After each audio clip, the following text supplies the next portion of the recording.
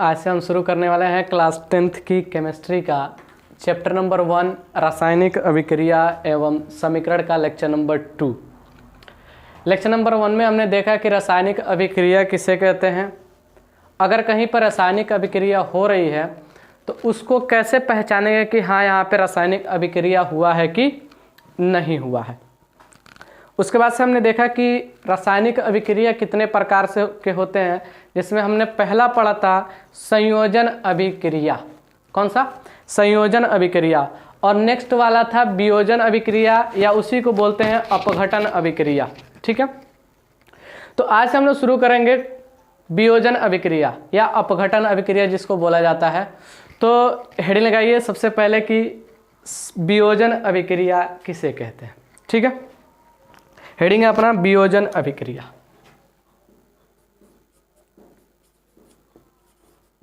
वियोजन या अपघटन, वियोजन या अपघटन अभिक्रिया।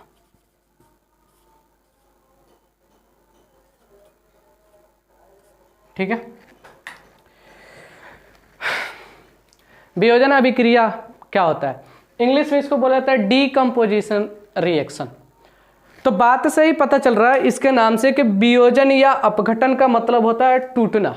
क्या होता है? टूटना। यानी कि कहीं पर ऐसा रिएक्शन होगा, ऐसा केमिकल रिएक्शन होगा, यानी कि रासायनिक अभिक्रिया होगी जहां पर कोई एक यौगिक दो या दो से अधिक भागों में टूट रहा होगा, यानी कि अलग अलग हो रहा होगा। उन अभिक्रियाओं को हम बोलेंगे कि वियोजन अभिक्रिया हो रहा है। यानी इसकी परिभाषा की बात करें तो जिन अभिक्रियाओं में एक अभिकर्मक, ठीक से सुनिएगा, जिन अभिक्रियाओं में एक अभिकर्मक दो या दो से अधिक भागों में बट जाते हैं, टूट जाते हैं, उन्हीं को हम कहते हैं वियोजन अभिक्रिया कहा जाता है। क्लियर है? यानी कि जिन अभिक्रियाओं में एक अभिकर्मक दो या दो से अधिक अलग अलग भागों में बट जाए उसको हम बोलते हैं वियोजन अभिक्रिया। लिख देते हैं हम यहां पे।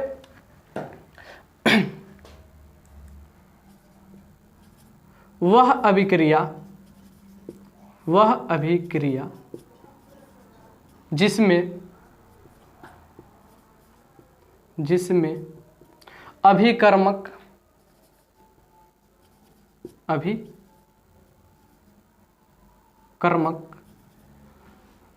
दो या दो से अधिक, दो या दो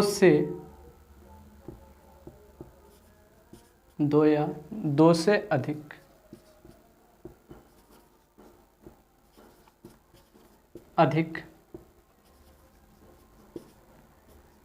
भागों में, दो या दो से अधिक भागों में बट जाता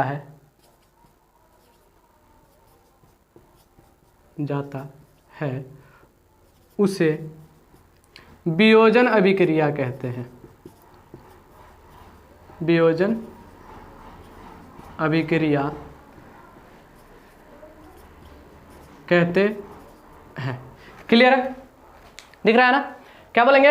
वह अभिक्रिया जिसमें अभिकर्मक दो या दो से अधिक भागों में बट जाता है, यानी कि अलग अलग हो जाता है। ऐसी अभिक्रियाओं को, ऐसे रिएक्शन को हम वियोजन या अपघटन अभिक्रिया कहते हैं। क्या कहते हैं? वियोजन या अपघटन अभिक्रिया कहते हैं। जैसे कि एग्जाम्पल में ले लिया जाए, अगर पानी है, पानी को अगर हम अलग अलग तोड़े, किसको भैया?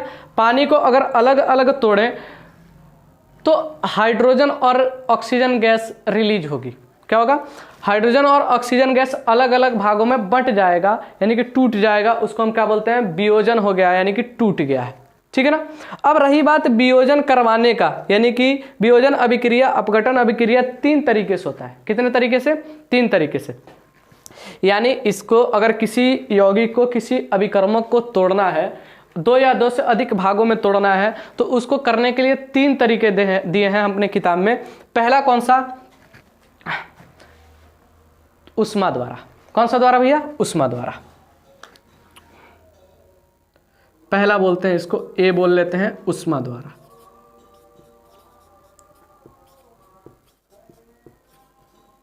उष्मा द्वारा, ठीक है। किसके द्वारा? उष्मा द्वारा। अब रही बात कि इसका एग्जाम्पल देख लिया जाए, हम किताब का एग्जाम्पल ले लेते हैं।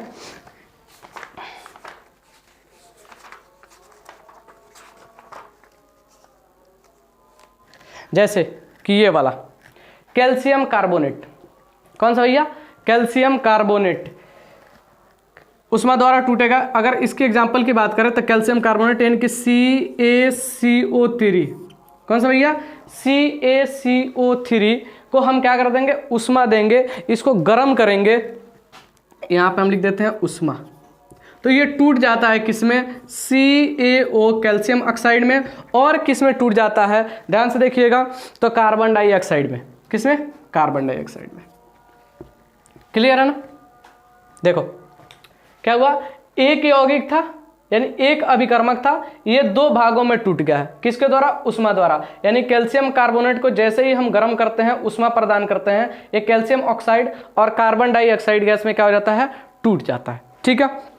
दूसरा कौन सा, तापन द्वारा, किसके द्वारा भैया, तापन द्वारा।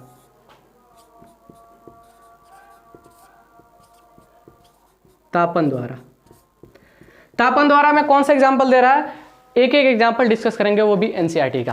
कौन सा भैया, एनसीईआरटी का। तो एनसीईआरटी वाला देख लेते हैं।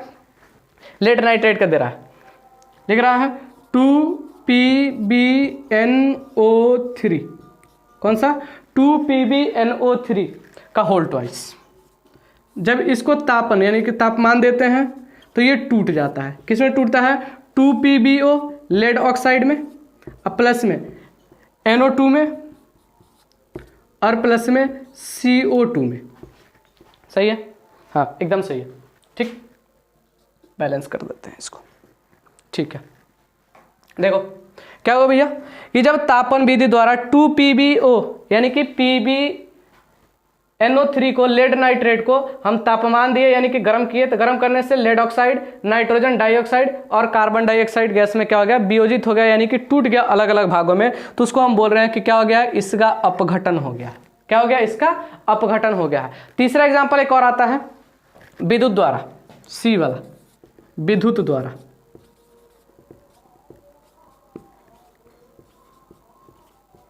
विद्युत द्वारा, विद्युत द्वारा में कौन सा आ जाएगा भैया, H2O। H2O में जैसे हम विद्युत धारा को प्रवाहित करते हैं, ये H2O टूट जाता है किसमें, H2 में और O2 में, यानी कि हाइड्रोजन में और ऑक्सीजन में क्या हो जाता है, टूट जाता है। ठीक, क्लियर है बाबू, किसी को दिक्कत है। ठीक है, देखो पढ़ रहे हैं हम लोग क्या, वियोजन अभिक्रिया यानी कि अपघटन अभिक्रिया। तो सीधे सीधे हम बोले हैं कि वह अभिक्रिया जिसमें अभिकर्मक दो या दो से अधिक भागों में बंट जाता है, यानी कि अलग अलग हो जाता है, उन अभिक्रियाओं को हम क्या बोलते हैं, वियोजन अभिक्रिया कहते हैं। अब वियोजन अभिक्रिया करवाने के तीन तरीके हैं, एक उष्मा द्वारा, दूसरा तापन द्वारा, तीसरा विद्युत द्वारा। अब उष्मा द्वारा कौन सा, कैल्शियम कार्बोनेट को जैसे ही हम उष्मा प्रदान करते हैं, एक कैल्शियम ऑक्साइड और कार्बन डाइऑक्साइड गैस में वियोजित हो जाता है, यानी कि टूट जाता है। दूसरा तापन द्वारा, लेड नाइट्रेट को हम जब तापमान देते हैं तो ये PbO plus NO2 plus carbon dioxide यानी कि लेड ऑक्साइड, नाइट्रोजन डाइऑक्साइड और कार्बन डाइऑक्साइड में क्या हो जाता है, वियोजित हो जाता है, टूट जाता है। और तीसरा जो तरीका अपना विद्युत द्वारा यानी इलेक्ट्रिक वाला, उसमें H2O का दिया है एग्जांपल। H2O को जब हम क्या करते हैं, इसमें विद्युत धारा का प्रवाह करते हैं, तो H2O यानी कि जो पानी है, हाइड्रोजन और ऑक्सीजन गैस में क्या हो जाता है, बाहर से टूट जाता है। ठीक है ना, आशा करते हैं ये समझ में आ रहा होगा। क्लियर है। अब इसके बाद से जो पढ़ने वाले हैं, यानी कि हम एनसीईआरटी का पढ़ रहे हैं कि रासायनिक अभिक्रिया के प्रकार, जिसमें संयोजन अभिक्रिया पढ़ चुके हैं, दूसरा वियोजन अभिक्रिया पढ़ लिए, और तीसरा कल हमने लिखा था विस्थापन अभिक्रिया। कौन सा अभिक्रिया, विस्थापन अभिक्रिया। तब तक इसको नोट करें, हम इसको हटा रहे हैं। ठीक है, चलिए अगला हेडिंग है अपना विस्थापन अभिक्रिया। इसको इंग्लिश में कहा जाता है डिस्प्लेसमेंट रिएक्शन। ये मस्त वाला है, मजा आएगा पढ़ने में इसको। तो क्या होता है विस्थापन अभिक्रिया, ध्यान सुनिएगा। जब कोई एक तत्व दूसरे तत्व को उसके यौगिक से विस्थापित करता है, क्या करता है, ठीक से, जब कोई एक तत्व दूसरे तत्व को उसके यौगिक से विस्थापित करता है, उन अभिक्रियाओं को हम विस्थापन अभिक्रिया कहते हैं। यानी कि सीधा सीधा एग्जांपल ले लें कि मान लो दो दोस्त बैठे हुए हैं। कौन सा भैया, दो दोस्त, कौन कौन सा, ठीक से देखना, AB दो दोस्त हैं, एक पास बैठे हुए हैं, तीसरा एक दोस्त आता है सी। कौन सा आता है? सी। अब सी आता है तो बोलता है क्या कि बी से एक काम करो, तुम यहां से हट जाओ। क्या करो? तुम यहां से हट जाओ। तो सी आता है और सी आने के बाद से बी को हटाता है और बी भाई साहब को हटना पड़ जाता है। क्या कर जाता है? सी आता है और बी को हटाता है। ध्यान से देखो, एक तत्व इस दूसरे तत्व को इसके यौगिक से हटा रहा है, दिख रहा है ना। अब ये होने के बाद से हो क्या जाता है, ध्यान से देखना, ये सी इसके पास जाता है यानी AC बन जाता है और बी भाई साहब क्या कर जाते हैं? बाहर निकल जाते हैं। ठीक है ना, इसी को विस्थापन अभिक्रिया कहते हैं। क्लियर? यानी कि जब एक तत्व, ऐसी अभिक्रिया जिसमें एक तत्व दूसरे तत्व को उसके यौगिक से विस्थापित करता है, उसी को हम विस्थापन अभिक्रिया कहते हैं। डेफिनेशन लिख रहे हैं हम, जब कोई एक तत्व दूसरे तत्व को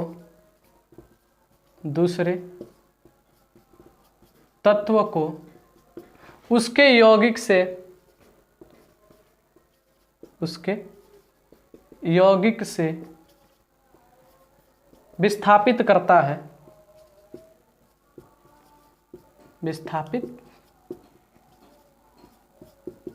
करता है, उसे विस्थापन अभिक्रिया कहते हैं। विस्थापन अभिक्रिया कहते हैं। अभिक्रिया कहते हैं। क्लियर है ना? ठीक है। जब कोई एक तत्व दूसरे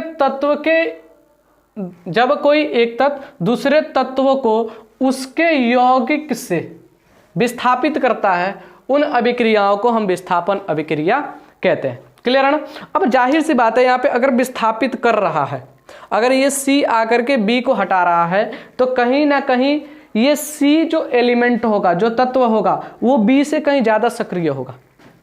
क्या होगा? बी से ज्यादा सक्रिय होगा। एक और एग्जांपल लेते हैं, क्लास का ले लेते हैं। जैसे मान लेते हैं ये लड़का जो बैठा है ये मोटू और इसके साथ में एक पतलू बैठा है। ठीक है ना, एक मोटू एक पतलू बैठा हुआ है, दोनों आपस में बैठे हुए थे, दोनों मित्र थे। अगर तीसरा कोई आ रहा है छोटू, ठीक है ना, मोटू और पतलू, देखो यहां से एग्जांपल देखो, ये था पतलू और ये था मोटू। ठीक है ना, अब यहां से एक और आया और बड़ा मोटू। क्या गया? एक और मोटू आया और आने के बाद से क्या करता है, देखता है इस पतलू को, कहता है चल बाहर निकल। क्या कर? चल बाहर निकल। अब ये बाहर निकलता है तो ये और ये दोनों एक साथ हो जाते हैं, यानी कि थोड़ा वाला मोटू और थोड़ा ज्यादा वाला मोटू एक साथ हो जाते हैं और ये पतलू बाहर निकल जाता है। क्या कर जाता है? ये पतलू बाहर निकलता है। तो ऐसी अभिक्रियाओं को, यानी कि कहीं ना कहीं ये तभी इसको हटा पाया क्योंकि ये ज्यादा इससे ताकतवर था, यानी कि ज्यादा सक्रिय था। तो अगर कहीं पर ऐसा रिएक्शन हो रहा है, अगर डिस्प्लेस कर रहा है, किसी को हटा रहा है, तो तभी ये पॉसिबल है कि जो आने वाला एलिमेंट था, जो आने वाला तत्व था, जो जिस यौगिक से दूसरे को हटा रहा था, उससे ज्यादा सक्रिय था। क्या था भैया? उससे ज्यादा सक्रिय था। अब एग्जांपल ले लेते हैं केमिस्ट्री का। चलिए देखिए,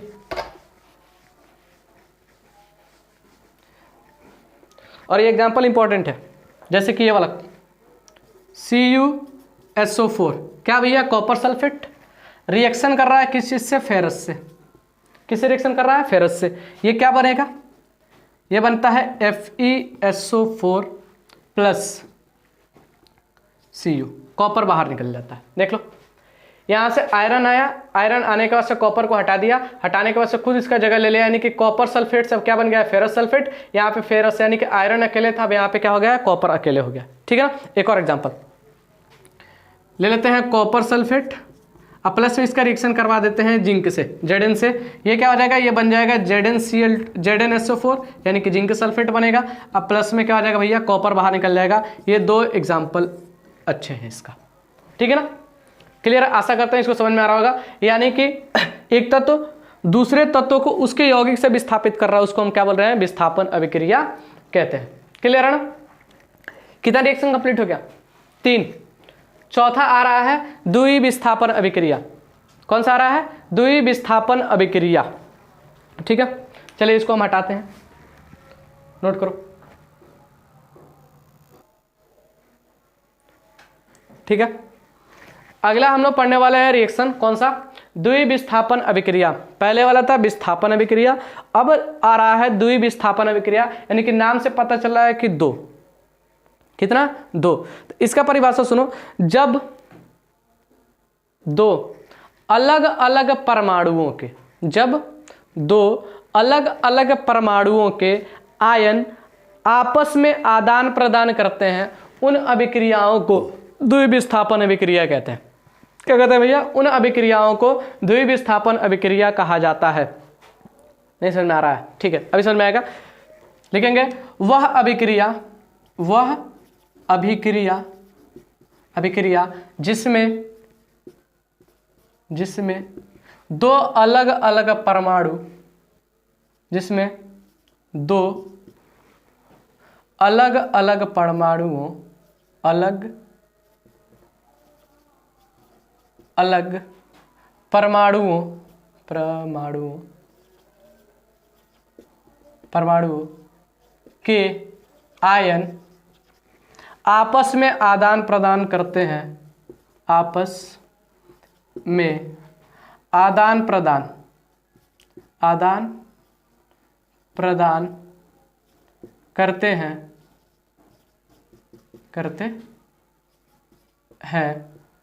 उसे द्विविस्थापन अभिक्रिया कहते हैं। द्विविस्थापन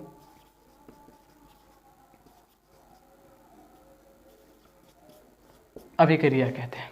क्या कहते हैं? उसे द्विविस्थापन अभिक्रिया कहते हैं। क्लियर है? यानी कि एग्जांपल देखते हैं, ध्यान सुनना। ये कोई एक यौगिक है AB, दूसरा कोई एक यौगिक है CD, ठीक है ना? देखो, ये कोई एक यौगिक है AB और ये एक कोई यौगिक है CD। मान लेते हैं यहां से C आया, B को हटा दिया। क्या कर दिया? C आया, B को हटाया। अब आने के बाद ऐसा क्या हुआ कि ये बन गया AD और यहां से ये बन गया BC। चेक करो, दो अलग अलग परमाणु क्या किए? आपस में आदान प्रदान हुए। क्या हुए हैं? आपस में आदान प्रदान करते हैं, उन्हीं को हम क्या कहते हैं? द्विविस्थापन अभिक्रिया कहते हैं। एग्जाम्पल देख लेते हैं किताब का। जैसे ये वाला sodium sulphate Na2SO4, sodium sulphate reaction कर रहा है बेरियम क्लोराइड से, BaCl2 से, ठीक है ना?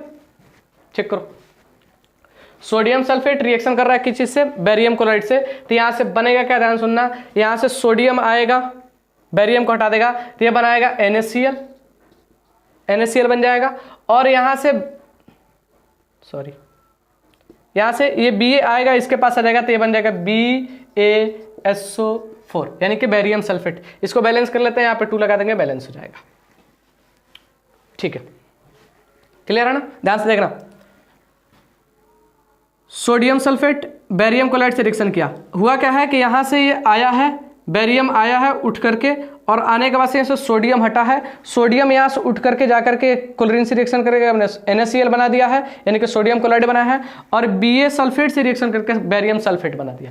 तो क्या हुआ कि दो अलग अलग यौगिक आपस में अपने आयनों को आदान प्रदान कर दिए हैं, यानी कि अदला बदली कर दिया है। उन अभिक्रियाओं को हम क्या बोल रहे हैं? द्विविस्थापन अभिक्रिया कहते हैं। क्लियर है इतना भैया? द्विविस्थापन अभिक्रिया कहते हैं। ठीक, ओके। एक चीज तो है, द्विविस्थापन अभिक्रिया यहां पे हुई है, अच्छी बात है, लेकिन एक दो और रिएक्शन है जो इसके अंदर पढ़ना है। वो कौन सा है? ध्यान से सुनिए। हम अगर किसी भी रिएक्शन को कराएं, अगर कहीं पर केमिकल रिएक्शन हो रहा होगा तो हम दो चीज देखने को मिलता है, या तो उस रिएक्शन को एनर्जी देनी पड़ती है, या कहीं कहीं क्या होता है उस रिएक्शन से एनर्जी बाहर की ओर निकलती है। यानी कि दो प्रकार के और केमिकल रिएक्शन हमको पढ़ना है। हालांकि इसके बाद हमको पढ़ना है रेडॉक्स रिएक्शन, लेकिन उससे पहले ये पढ़ लेते हैं, एनसीईआरटी में दिया है। यानी कि दो और रिएक्शन पढ़ने हैं। कौन सा? एक होता है उष्माक्षेपी और दूसरा होता है उष्माशोषी। यानी कि दो रिएक्शन हमको देखने को मिलता है समानता। या तो ऐसा होगा कि एनर्जी, ऊर्जा जो होगा उसके अंदर अवशोषित हो रहा होगा, यानी कि सोख रहा होगा, या तो ऊर्जा बाहर जा रहा होगा। ठीक है ना? तो उनको पढ़ लेते हैं। उससे पहले इसको नोट करो, लिखो।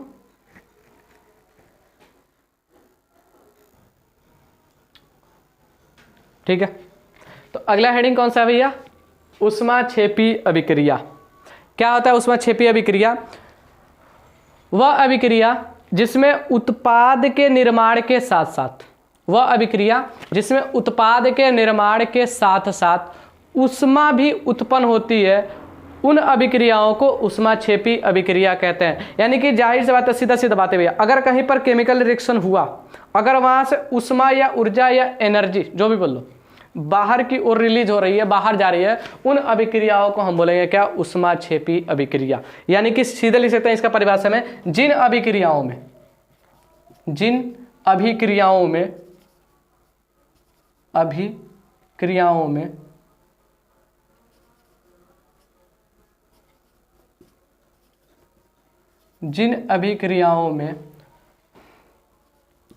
उत्पाद के साथ साथ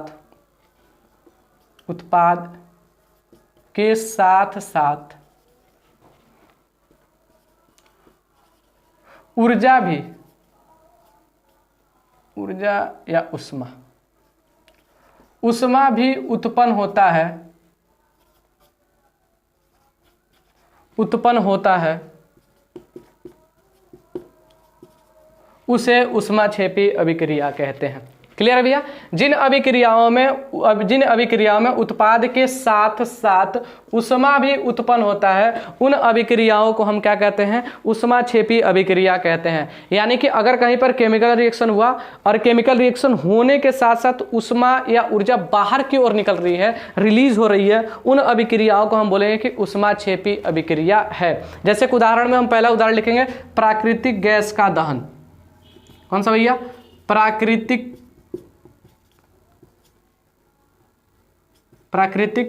गैस का दहन।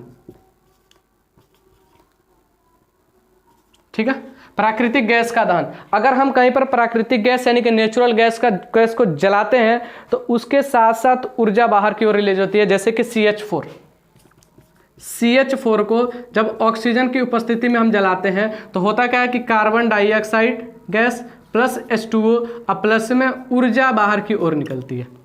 क्या होता है भैया? कार्बन डाइऑक्साइड,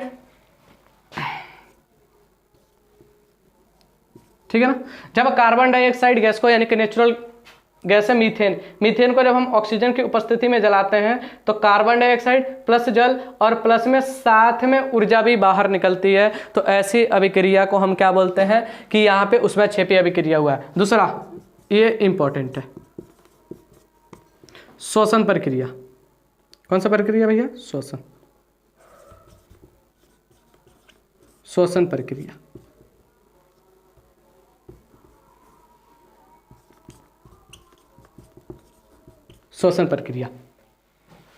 श्वसन प्रक्रिया भी क्या है भैया? ऊष्माक्षेपी अभिक्रिया है। अब श्वसन प्रक्रिया होता क्या है, ध्यान से सुनना। जब हम भोजन करते हैं, भोजन हमारे पेट में जाता है, हमको पता है, तुमको पता है कि हमारे शरीर की एक ही कोशिका को एनर्जी चाहिए यानी कि ऊर्जा चाहिए उसको जीवित रहने के लिए। तो जो भोजन हम करते हैं तो वो भोजन हमारे पेट में जा करके पचना स्टार्ट करता है, यानी कि छोटे छोटे भागों में टूटता है और टूटने के बाद उससे एनर्जी बाहर निकलती है। क्या होता है भैया? उससे एनर्जी बाहर निकलता है और उस एनर्जी को हमारा ब्लड लेकर के एक एक कोशिकाओं तक पहुंचाता है। यानी कि श्वसन प्रक्रिया वह है कि जिससे भोजन से एनर्जी बाहर निकले और हमारे एक एक कोशिका तक पहुंचे। तो कहीं ना कहीं इसमें भी ऊर्जा बाहर निकल रहा है। अब ध्यान सुनना, इसमें होता क्या है, ग्लूकोज होता है C6H12O6,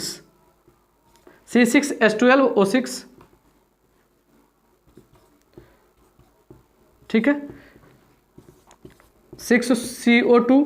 जब इसका क्या होता है, टूटता है तो इससे निकलता है 6CO2 कार्बन डाइऑक्साइड और प्लस में निकलता है 6H2O और प्लस में साथ साथ में इसका ऊर्जा भी बाहर की ओर निकलती है। क्लियर है ना? ये दो ऐसे एग्जाम्पल थे जो क्या था, ये तो हम ये इंपॉर्टेंट है भैया, श्वसन प्रक्रिया। सीधा क्वेश्चन आएगा कि श्वसन प्रक्रिया को ऊष्माक्षेपी अभिक्रिया क्यों कहते हैं? तो सीधा सीधा हम बोलेंगे कि श्वसन प्रक्रिया को ऊष्माक्षेपी अभिक्रिया इसलिए कहते हैं क्योंकि श्वसन प्रक्रिया के दौरान ऊर्जा बाहर की ओर निकलती है, या सीधे सीधे बोलेंगे कि ऊर्जा बाहर निकलती है या ऊर्जा उत्पन्न होती है। यहाँ तक क्लियर है? ठीक है, अब इसका उल्टा पढ़ेंगे हम लोग। एक ऊष्माक्षेपी हो गया, अब इसका उल्टा पढ़ेंगे ऊष्माशोषी। कौन सा भैया? ऊष्माशोषी। इसको हम मिटा रहे हैं।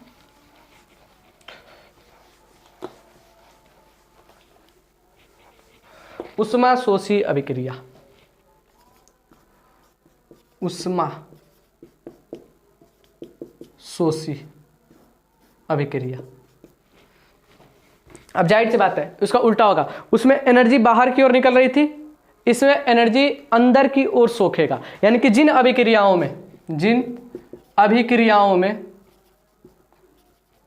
अभिक्रियाओं में ऊर्जा अवशोषित होती है, अवशोषित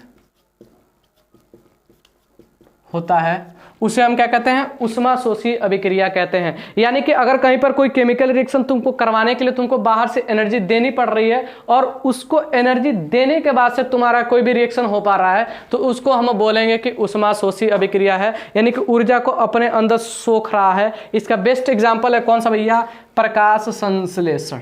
कौन सा, प्रकाश संश्लेषण, प्रकाश संश्लेषण।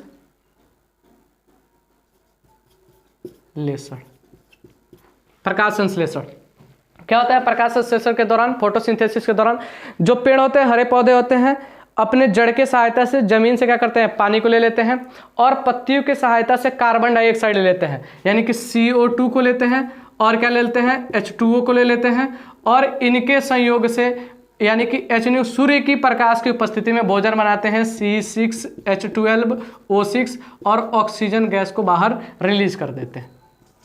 ठीक है ना, क्या कर देते हैं, ऑक्सीजन गैस को बाहर रिलीज कर देते हैं। तो यानी कि फोटोसिंथेसिस, प्रकाश संश्लेषण हमको करवाने के लिए ऊर्जा देना पड़ा। अगर कहीं पे प्रकाश नहीं होता तो फोटोसिंथेसिस प्रक्रिया नहीं होती। तो इन अभिक्रियाओं में ध्यान से देखना, यानी कि सूर्य का जो प्रकाश था इसके अंदर देना पड़ा है तब रिएक्शन हुआ है, नहीं तो ये रिएक्शन नहीं होता, ये अभिक्रिया कंप्लीट नहीं होती। आशा करते हैं यहाँ तक समझ में आया होगा।